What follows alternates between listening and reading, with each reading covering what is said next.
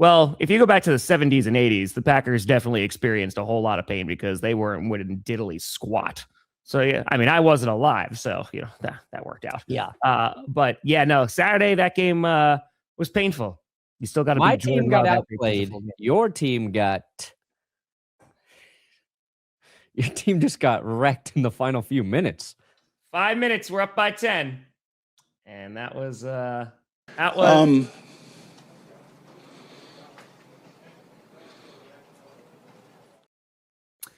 like Sean Payton said, that was that was very reminiscent of a couple of games that the Packers have played. Whether you want to look at this season and you want to look at the Cleveland Browns game where they kind of just choked it away at the very end and like everything went wrong. Whether, of course, you want to make some great parallels to the NFC Championship game against the Seahawks, because this was only the 5th time that an onside kick has been successfully recovered this season.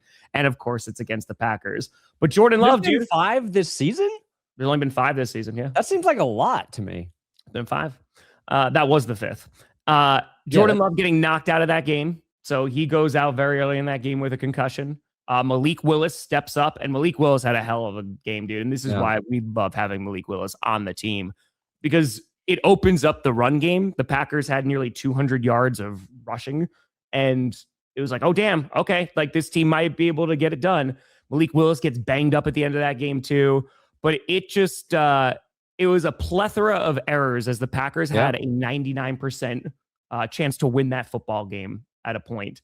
And it's little things, right? So go back into the first quarter, the first drive. They march down the field. They go for it on 4th down. Incomplete, turnover on downs. Could have settled for a field goal. Who knows what happens there? But then Matt LaFleur gets ragged on for not being aggressive enough. Fine. Bears do the same thing. They march down, 4th down. It's a high snap, turnover on downs. The defense shut them out in the first half. And even though like they weren't getting after Caleb Williams in terms of actually sacking him because they had no sacks on the day, this happened last time too, as Evan Williams was the only guy who got a sack on him. But the pressure rate was pretty darn good. They shut him out in the first half, and then it just started falling apart, and it's bit by bit. Josh Jacobs fumbles within the 5-yard line, so that turns the ball over. Romeo Doubs, of course, who had a great game, he doesn't hold on to the football on the onside kick. You have the Bears dead to rights on the drive that they would kick a field goal on to make it a 1-score game. It's 3rd and 20. You finally sack him. It's going to be 4th and 26. They're back on their own side of the field. You have a face mask that brings it back. And so it's just these. And then even in overtime, dude, they're marching down the field. It's 4th down. They go for it. And Malik Willis fumbles the snap. So it's kind of just like everything going wrong. Our starting quarterback was out, so that's also a thing. And the Packers just with 5 minutes left to go, let that game completely blow up in their face. Yeah, that Josh Jacobs fumble was probably the killer. And that was Nashawn Wright, right? Ripping it out there. Yeah, and it was a good play. And it's Josh Jacobs, we didn't even know if he was going to play on Saturday because Jacobs was banged up going to that game. And obviously the Bears didn't have Rome Odunze again because he wasn't there the last time, or Luther Burden. But you got to give a lot of credit to Caleb Williams, man. Like I said, that offense couldn't really do much in that first half. But even though the Packers, I think it was, hold on, I have it written down here, 47.4% was our pressure rate. And he had 2 touchdowns under pressure. He was balling out. And that last throw to DJ Moore was disgusting. Like that was just, that was a great throw and catch. It's going to be one of the throws of the season. It will be played on every 2025 NFL highlight recap video there is. And it's a throw in a clutch situation in crappy weather. It was cold, it was windy, and it's just an absolute dime to DJ Moore, who made an equally impressive catch, in my opinion, in the end zone. He was very well covered, if not pass interfered with, honestly. And he makes the catch there. So that was a very improbable win for the Bears, but that's just how they're winning football games. Yeah. They've done it like 8 times this year. Yeah. I mean, and you got to now hope, because Jordan Love is in concussion protocol. They got to play on Saturday night. So got to hope that he gets out of concussion protocol. And Malik Willis also has a shoulder injury. Yeah. So we don't have a QB3. So hopefully things get better quickly. Yeah. And honestly, like the thing about the concussion protocols is if the Packers take it seriously, he's not going to be out of it.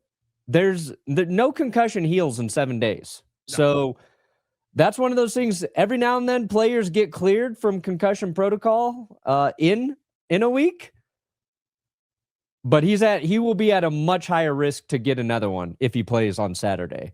And that's a tough thing to try and balance out for week 16 in a 2-game stretch where Green Bay needs to win both. They don't have to now because because the Lions lost yesterday, Packers win one, and so now they have like a 94% chance of winning.